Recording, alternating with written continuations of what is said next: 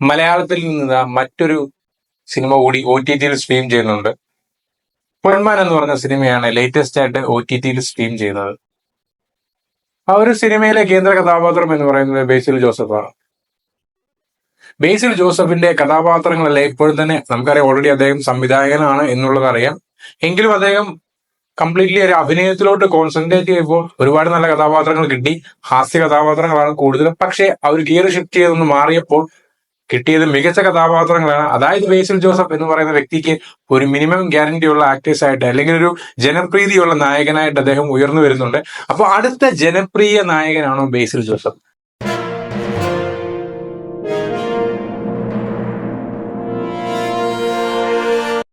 പൊന്മാൻ എന്ന് പറഞ്ഞ സിനിമയിലേക്ക് വരികയാണെങ്കിൽ തന്നെ നമുക്ക് നോക്കാം. ഈ ഒരു സിനിമ GR ഇന്ദുഗോമന്റെ 4-5 ചെറുപ്പക്കാർ എന്ന് പറഞ്ഞ നോവലിനെ ബേസ് ചെയ്താണ് ഈ ഒരു പൊന്മാൻ എന്ന് പറഞ്ഞ സിനിമ വന്നത്. ആ നോവല് സിനിമയിലോട്ട് എക്സിക്യൂട്ട് ചെയ്തപ്പോൾ കിട്ടിയത് ഗംഭീര ഒരു സിനിമ അനുഭവമാണ്. എന്ന് പറഞ്ഞു കഴിഞ്ഞാൽ നമുക്കറിയാം, നമ്മുടെ ചുറ്റുപാട് നടക്കുന്ന കഥകൾ എപ്പോഴും സിനിമയാകുമ്പോൾ അതിന് പ്രത്യേക ഒരു ക്വാളിറ്റി ഉണ്ട്, അല്ലെങ്കിൽ ഒരു ഫീലിംഗ് ഉണ്ട്. അത് തന്നെയാണ് ഈ ഒരു പൊന്മാൻ എന്ന് പറഞ്ഞ സിനിമയിലും നമ്മൾ കണ്ടത്.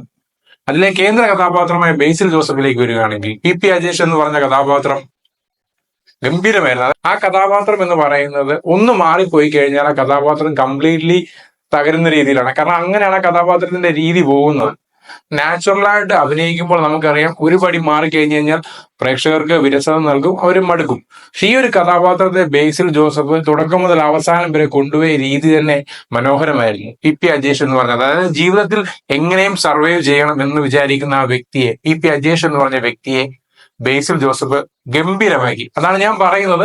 ബേസിൽ ജോസഫ് എന്ന് പറഞ്ഞ ബേസിൽ ജോസഫ് എന്ന് പറഞ്ഞ അഭിനേതാവ് തുടക്കം ചെയ്തതെല്ലാം തന്നെ ഹാസ്യമായിട്ട് കലർന്ന കഥാപാത്രങ്ങളായിരുന്നു. അവിടുന്ന് അദ്ദേഹത്തിന് ഗിയർ ഷിഫ്റ്റ് ചെയ്തപ്പോൾ കിട്ടിയത് മികച്ച പ്രകടനങ്ങളാണ് എന്നുള്ളത് വ്യക്തമാക്കുന്നതാണ് ഈ ഒരു PP അജേഷ് എന്ന് പറഞ്ഞ ബേസിൽ ജോസഫിന്റെ കഥാപാത്രം എന്ന് പറയുന്നത്. നമുക്കറിയാം, പണ്ട് ദിലീപ് എന്ന് പറഞ്ഞ വ്യക്തിയുടെ സിനിമകൾ വന്നു കഴിഞ്ഞാൽ ഒരു മിനിമം ഗ്യാരണ്ടി ഉണ്ട്, അദ്ദേഹം ഒരു ജനപ്രിയ നായകനാണ്, ഒരു മിനിമം ഗ്യാരണ്ടി ഉണ്ട് എന്ന് പ്രതീക്ഷിക്കുന്നു. ഇപ്പോഴത്തെ ആ ഒരു ഗിയർ ഒന്ന് മാറി ബേസിൽ ജോസഫിന്റെ സിനിമകൾക്കെല്ലാം ഒരു മിനിമം ഗ്യാരണ്ടി ഉണ്ടല്ലോ, ഒന്ന് കണ്ടാലും ഒന്ന് പ്രേക്ഷകർ ചിന്തിക്കുന്ന സമയമായിട്ടുണ്ട്. അത് നമ്മൾ ദിലീപ് ഫാൻസ് പറയും അങ്ങനൊന്നും ഇല്ല എന്ന് പറഞ്ഞാൽ, ദിലീപിന്റെ സിനിമ നമുക്കറിയാം, ഈ ഇടയ്ക്കായിട്ട് സിനിമകളെല്ലാം പരാജയം എന്ന് പറഞ്ഞ് ദിലീപിനെ ഒന്നും കംപ്ലീറ്റ്ലി അദ്ദേഹത്തിനെ ഒന്നും എഴുതി തള്ളാൻ പറ്റുന്നില്ല. ദിലീപിന്റെ ഒരു ഇറ എന്ന് പറഞ്ഞാൽ വേറെ ടൈപ്പ് ഓഫ് ഇറ ആയിരുന്നു. ഇനി വരുന്ന സിനിമകൾ, ഇപ്പൊ ദിലീപിന് വരാൻ പോകുന്ന സിനിമകൾ ചിലപ്പോൾ ഒരു ഇമ്പാക്ട് ഉണ്ടാക്കണം എന്ന് പ്രതീക്ഷിക്കുകയാണ്. പക്ഷെ ഇപ്പം പറഞ്ഞു വരുന്നത് ബേസിൽ ജോസഫിനെ പറ്റിയാണ്. അപ്പൊ ബേസിൽ ജോസഫിന്റെ സിനിമകളെല്ലാം തന്നെ ഒരു എന്ന് പറഞ്ഞ ഒരു മിനിമം ഗ്യാരണ്ടി ആയിട്ടുള്ള സ്റ്റാർ ആയിട്ട് പറയുന്നത്, കൺവിൻസിംഗ് സ്റ്റാർ എന്ന് പറയുന്ന പോലെ തന്നെ ഒരു മിനിമം ഗ്യാരണ്ടി സ്റ്റാർ എന്ന ലെവലിലേക്ക് അദ്ദേഹം വരികയാണ്. അദ്ദേഹത്തിന്റെ സിനിമകളെല്ലാം തന്നെ അതിനുള്ള മറുപടിയാണ്, മിനിമം ഒരു ഗ്യാരണ്ടി ഉണ്ട് എന്ന് പറയുന്നത്. അപ്പൊ ഈ ഒരു പൊന്മാൻ എന്ന് പറഞ്ഞ സിനിമയിലെ PP അജേഷ് എന്ന് പറഞ്ഞ കഥാപാത്രം അത്രയ്ക്കും ഗംഭീരമാണ്. എസ്പെഷ്യലി നമുക്കറിയാം, സിനിമ കണ്ടവർക്കറിയാം, അതില് ആനന്ദ് മന്മഥന്റെ കഥാപാത്രം തൂങ്ങിച്ചാവാൻ ശ്രമിക്കുമ്പോൾ ബേസിൽ ജോസഫിന്റെ ഒരു പെർഫോമൻസ് ഉണ്ട്. അതായത് ജീവിതത്തെക്കുറിച്ച് അദ്ദേഹം പറയുന്ന രീതിയുണ്ട്, അതൊരു രക്ഷയില്ല. അതായത് ഒരു നാച്ചുറലായിട്ട് ദേഷ്യവും സങ്കടവും എല്ലാം വരുമ്പോൾ ഒരാൾ എങ്ങനെയാണോ പറയുന്നത് ആ രീതിയിലാണ് അദ്ദേഹം ആ ഒരു കഥാപാത്രത്തെ ആ ഒരു സീനിൽ അവതരിപ്പിച്ചത്. അത് തന്നെയാണ് ഗംഭീരം. ഉറപ്പായി ഇനി വരാൻ പോകുന്ന ഇൻസ്റ്റാഗ്രാമിലെ റീൽസിലും അല്ലെങ്കിൽ യൂട്യൂബിലെ ഷോർട്സിലും എല്ലാം ആ ഒരു ഡയലോഗ് അല്ലെങ്കിൽ ആ ഒരു സീൻ ആയിരിക്കും ഭരിക്കാൻ പോകുന്നത്, റൂൾ ചെയ്യാൻ പോകുന്നത്. അത്രയ്ക്ക് മികച്ചൊരു പെർഫോമൻസ് ആണ്. ഈ വരാൻ പോകുന്ന കേരള ഫിലിം സ്റ്റേറ്റ് അവാർഡിൽ ബെസ്റ്റ് ആക്ടർ കാറ്റഗറിയിലേക്ക് ഇദ്ദേഹത്തിന്റെ ഈ ഒരു പെർഫോമൻസിന് നോമിനേഷൻ പോയാൽ അത്ഭുതപ്പെടാനില്ല. ബേസിൽ ജോസഫിന്റെ മലയാള സിനിമയിലെ അരങ്ങേറ്റം സംവിധായകനായിട്ട് തന്നെയായിരുന്നു. കുഞ്ഞിരാമായണം നമുക്കറിയാവുന്ന കാര്യമാണ്, ഗോദ അറിയാം, ഓഫ് കോഴ്സ് മിന്നൽ മുരളി എന്ന് പറഞ്ഞ സിനിമയെ പ്രതി പ്രത്യേകിച്ച് പറയേണ്ട ആവശ്യമില്ല. അപ്പോൾ സംവിധായകൻ എന്ന നിലയിൽ അദ്ദേഹം തന്റെ കഴിവ് തെളിയിച്ച വ്യക്തിയാണ്.